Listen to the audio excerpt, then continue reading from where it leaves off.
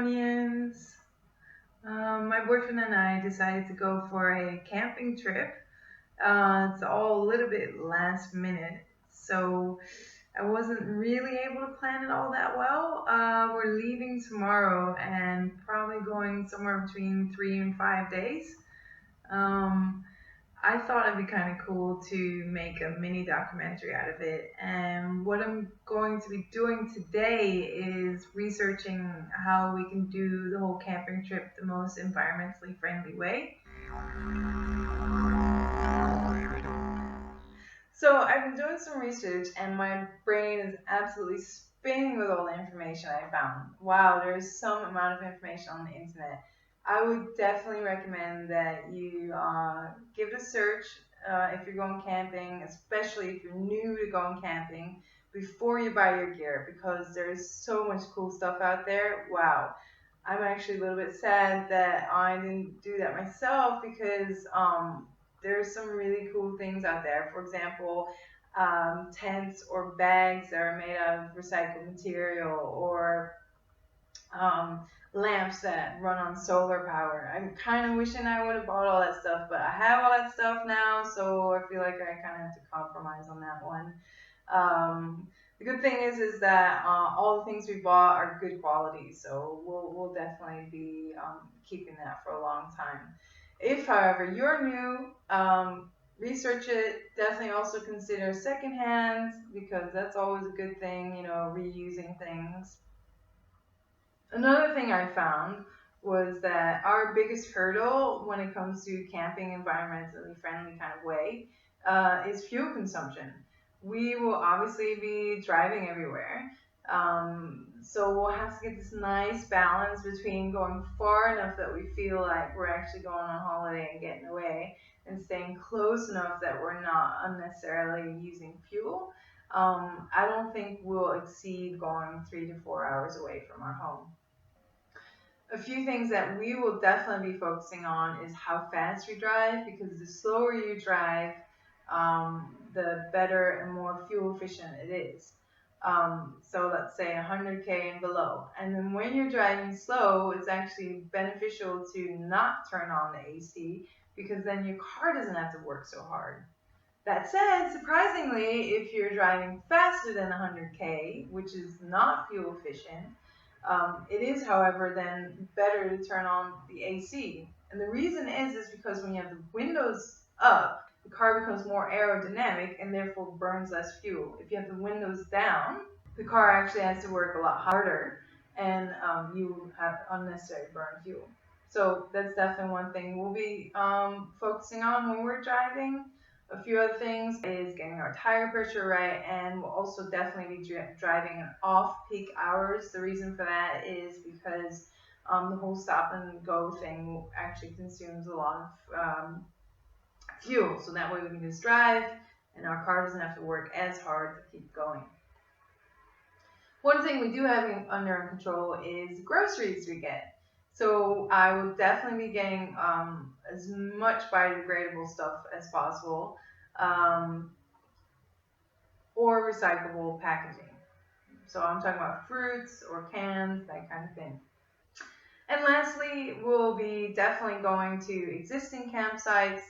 This is a good thing because they'll have toilets, which is always awesome. But the good thing also about that is that our human waste will be contained, and so it won't go into like water streams or anything like that. They'll most likely have a place to recycle stuff, and if they don't, we'll be taking it with us. Another cool thing about going to an existing campsite is that it's minimal impact on the natural surroundings, as opposed to going to a non-existing campsite and then digging it all up and messing it all up. So yeah, I'll keep filming the whole way and I hope you like it. We're in the car now and we're on our way. We've definitely left it to be a bit too late. It's just a bit before 2 o'clock, so that's good. We're not going to be hitting traffic. The problem though is that maybe we'll get there after dark. So Yeah, fingers crossed that goes okay.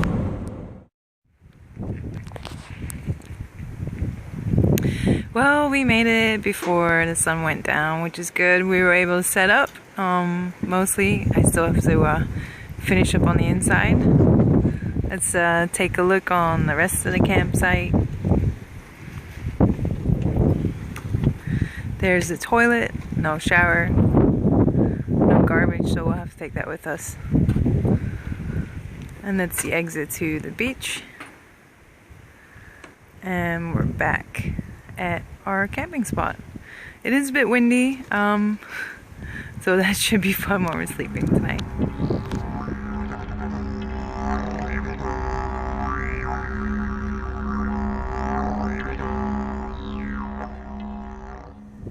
Okay, we woke up a little bit early today to make our way to sea lion tours.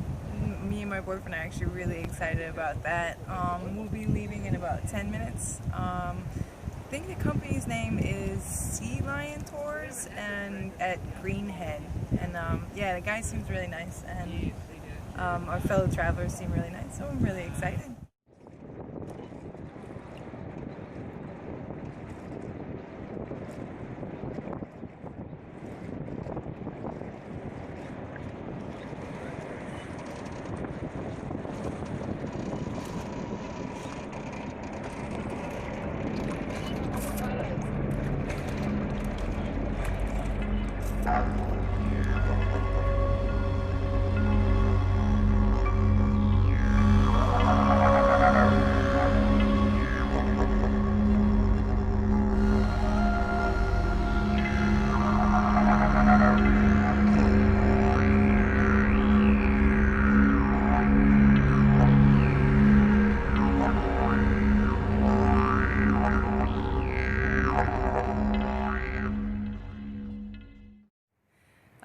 We're still in Greenhead. It's 11 o'clock and it's already 33 degrees. It's excruciatingly hot, so we decided to sneak over to this public changing area for the beach, and we had ourselves a little outdoor shower. It was really refreshing because it was nice and cold. We're going to be looking for a new campsite. We're heading towards our home right now, and on the way we want to find another campsite so we can enjoy one more day of camping before we actually have to get back to the real world.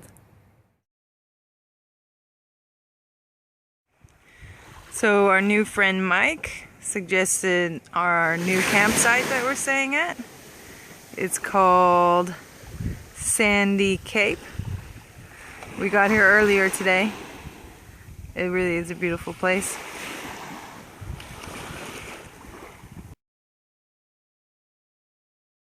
Check out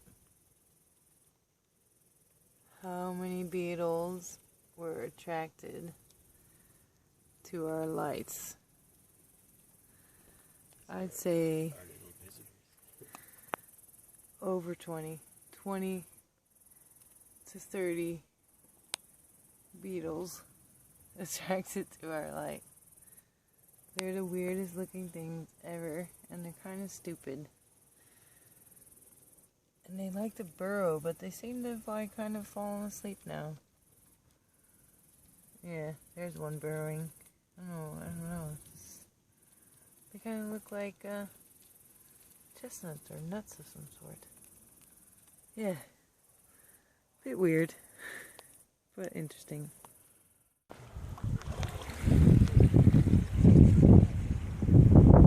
Okay, oh my goodness, I have like a good 10-15 little fish swimming around my feet. They haven't started nibbling yet. They were earlier. Anyway, Steve and I have decided to stay another night at Sandy Cape, only because it's so beautiful here. Tonight we'll be checking out the sunset, which is going to be amazing here. I'll be sure to include that in the video.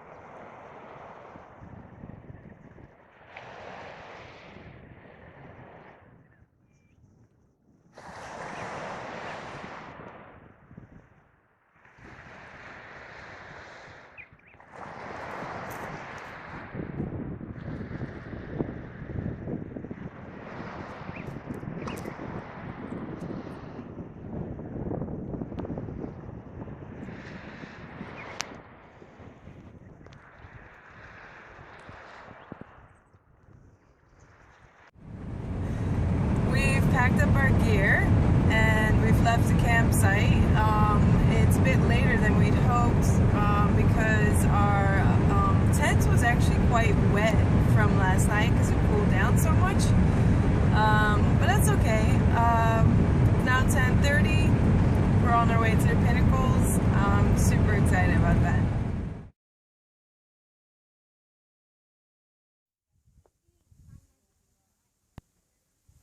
These are the Pinnacles.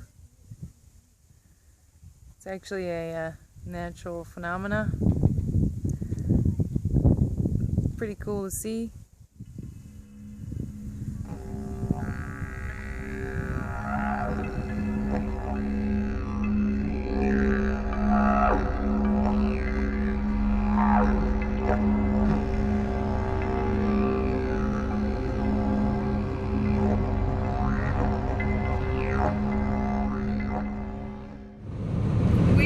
Left the Pinnacles. It was definitely cool to see. Honestly though, I'm glad we never made the trek back and forth from Perth.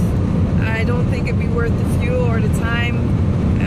One way it's just pushing on 2.5 hours. So yeah, in that aspect I'm glad we never done it. It was nice to see though. I would recommend seeing it if you're ever passing by. That said, the whole trip in its entirety has been amazing. It's been fantastic seeing all the wildlife. The campsites have been really good to see.